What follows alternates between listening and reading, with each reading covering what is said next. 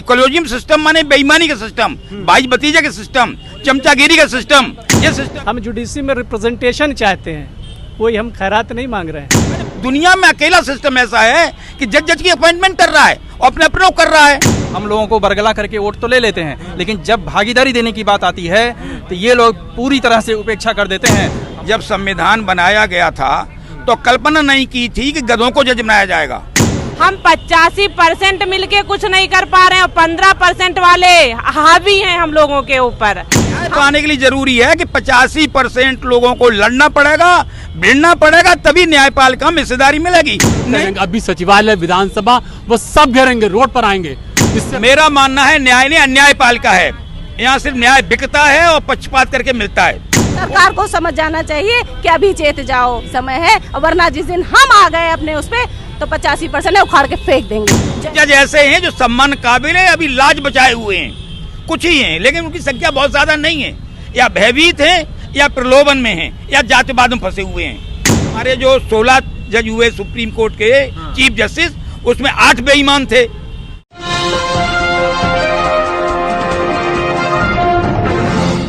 नमस्कार साथियों, मैं हूं विनीत यादव और इस वक्त हम हजरतगंज चौराहे पे खड़े हैं, अटल चौक पर, जहां बाबा साहब की तस्वीर के सामने लखनऊ हाई कोर्ट के वकील साहब लोग बैठे हैं और कह रहे हैं कि सरकारी वकीलों की नियुक्ति में इस बात का ख्याल नहीं रखा गया कि ओबीसी, एससी, एसटी और माइनॉरिटी को भी कुछ जगह दे दी जाए।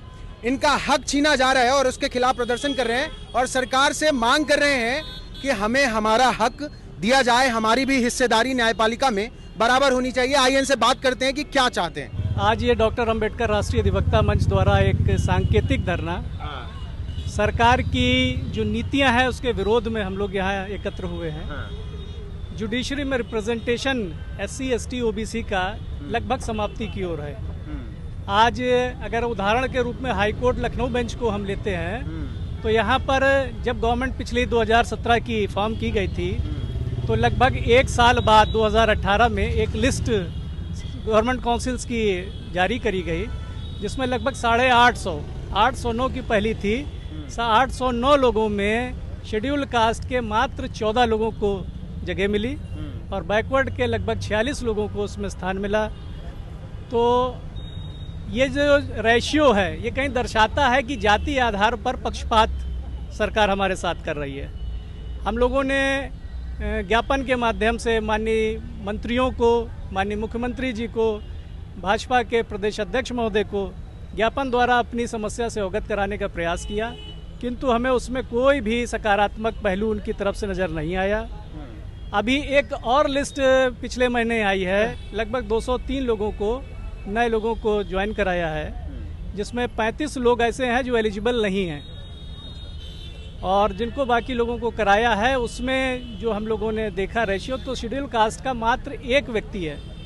अच्छा, शेड्यूल कास्ट का एक व्यक्ति है जिसको कि सबसे लोएस्ट पोस्ट ब्रीफ होल्डर पे उनको ज्वाइन कराया है और वो भी उस क्राइटेरिया को फुलफिल नहीं कर रहे हैं। उनकी एज 60+ है और अकॉर्डिंग टू लॉ 60+ वाले उस पोस्ट को होल्ड नहीं कर सकते हैं। तो इट मीन्स कि 0 और बैकवर्ड के कुछ साथी उसमें आए हैं जो कि अनुपात में हम संतुष्ट नहीं हैं। तो हम उसी मांग को लेकर बैठे हैं कि सरकार को आज हम चेतावनी देना चाहते हैं इस मंच के माध्यम से कि यदि हमारी मांगों पर, जो कि न्याय सम्मत है, संवैधानिक और संविधान प्रदत्त मांगे हैं, हमारी कोई नाजायज़ मांग नहीं है, हम जुडिशरी में रिप्रेजेंटेशन चाहते हैं, कोई हम खैरात नहीं मांग रहे हैं, लेकिन हमारा रिप्रेजेंटेशन अगर सरकार शोषण के तहत या जातिवादी मानसिकता से ग्रसित होकर करेगी तो निश्चित रूप से हम सड़कों पे आने का काम करेंगे।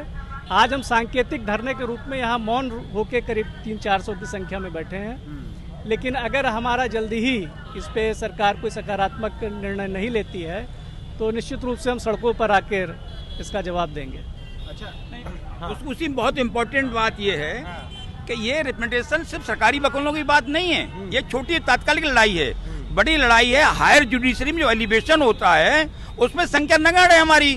हम 85% हैं, हमारी वहाँ 5% भी स्थिति नहीं, 2-3% हैं। वो बड़ी लड़ाई है, वो लड़नी पड़ेगी क्योंकि हमको, हमारे बहुत कॉम्पिटेंट लॉयर्स हैं हमारे पास जो एलिवेट हो सकते हैं, जज बन सकते हैं, सुप्रीम कोर्ट, हाई कोर्ट के नहीं बनाए जा रहे हैं और इसलिए जो 85% जनता उसको न्याय नहीं मिल पा रहा है। जो दूसरे बनाए जा रहे हैं वे पक्षपाती और बेईमान बहुत बैठे हुए हैं वहाँ। हमारा आदमी बैठे कम से कम न्याय तो करेगा हमारे लोगों के साथ। तो ये बड़ी लड़ाई है, वो लड़ाई भी लड़ेंगे हम लोग। ये जो कॉलेजियम सिस्टम के जरिए हो रहा है, एग्जैक्टली राइट, वो कॉलेजियम सिस्टम माने बेईमानी का सिस्टम, भाई भतीजे का सिस्टम, चमचागिरी का सिस्टम, ये सिस्टम है। कलंक का न्याय माने दुनिया में अकेला सिस्टम ऐसा है कि जज की अपॉइंटमेंट कर रहा है और अपने अप्रूव कर रहा है। दुनिया में किसी न्यायपालिका में नहीं है। माने इससे ज्यादा बेईमानी हो क्या हो सकती है? तो उस पर लड़ना पड़ेगा, बहुत लोग लड़ना पड़ेगा। लड़ाई बड़ी वो है, छोटी लड़ाई है कि सरकारी वकीलों में अभी तुरंत उत्तर प्रदेश सरकार करे, नहीं सड़कों पर उतरेंगे वकील।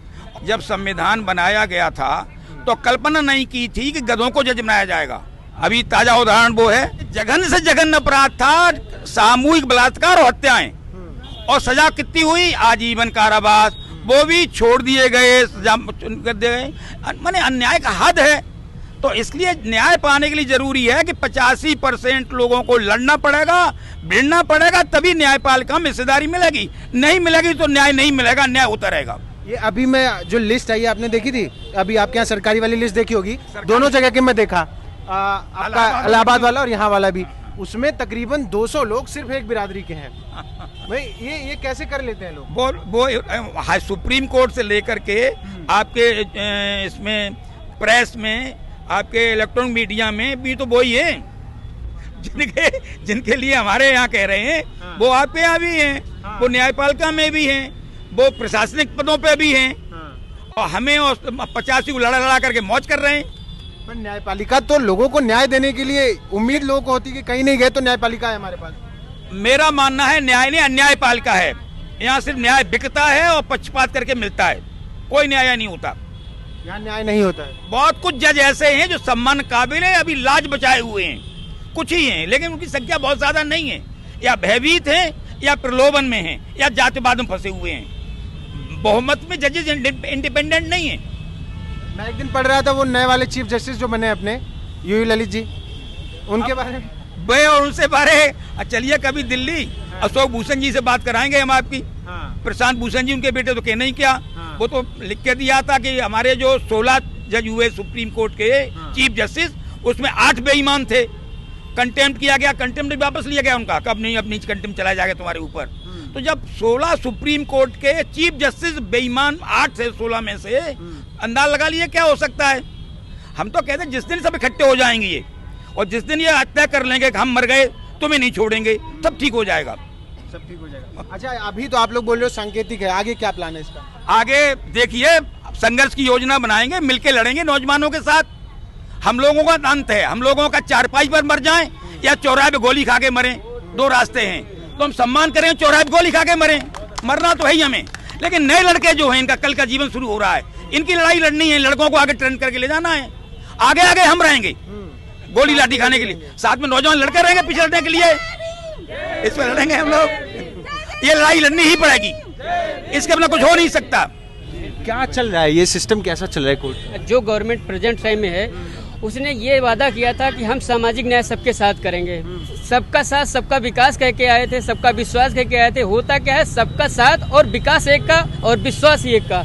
विश्वास हम लोगों का नहीं है इस गवर्नमेंट पे, इसलिए हम लोगों को सामाजिक न्याय की परिभाषा में लें, हम लोगों को बराबर प्रतिनिधित्व दें, हमारी यही मांग है सबकी। अगर ऐसा ही रहा, मान लीजिए आने वाले भविष्य में जो व्यवस्था चल रही है वो नहीं बदली, तो आगे अपना भविष्य कैसे देखते हैं? क्या होगा ओबीसी SC ST का भविष्य न्यायपालिका में?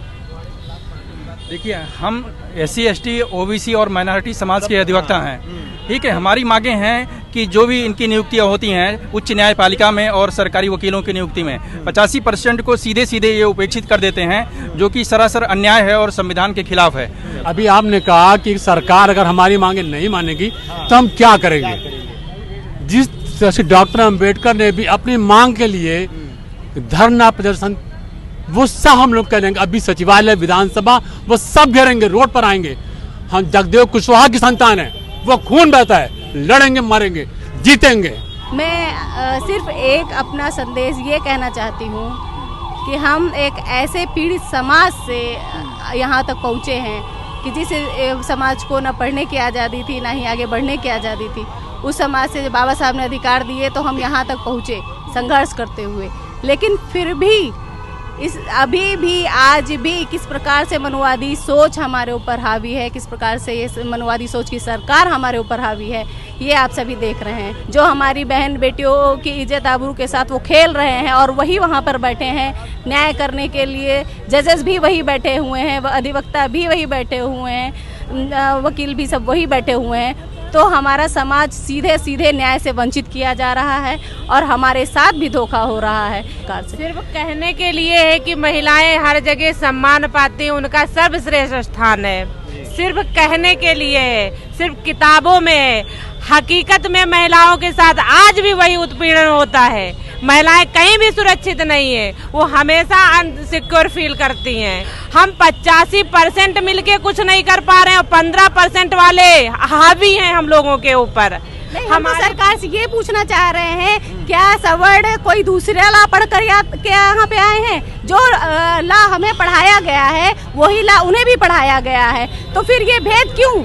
आखिर ये भेद क्यों? ये जो हमारे बहन बेटियां हैं किसी भी समाज की हो, चाहे वो सवर्ण हो चाहे SC ST OBC की हो, उनके साथ भी जो 376 और इस तरह के कांड हो रहे हैं वो भी न्याय से वंचित रहते हैं। वो डरते हैं, उन्हें इस प्रकार से डराया धमकाया जाता है कि उनकी बात ही कोई उठाने वाला वहाँ नहीं है। जब पुरुष समाज ही जो है वहाँ पर खड़ा होता है तो वो अधिकांश मुकदमे वापस ले लेती हैं या मुकदमे ही नहीं लिखे जाते। तो हम सरकार से मांग करते हैं कि SC ST OBC और महिलाओं को उचित स्थान दें। ये जो वकील साहब लोग बता रहे हैं ना, इस पे लगातार हम सवाल खड़े करते रहते हैं और खड़े करते रहेंगे। बाकी देखने वाली बात ये होगी कि इनकी मांग कब मानी जाएगी। बने रहिए नेशनल जनमत के साथ। धन्यवाद।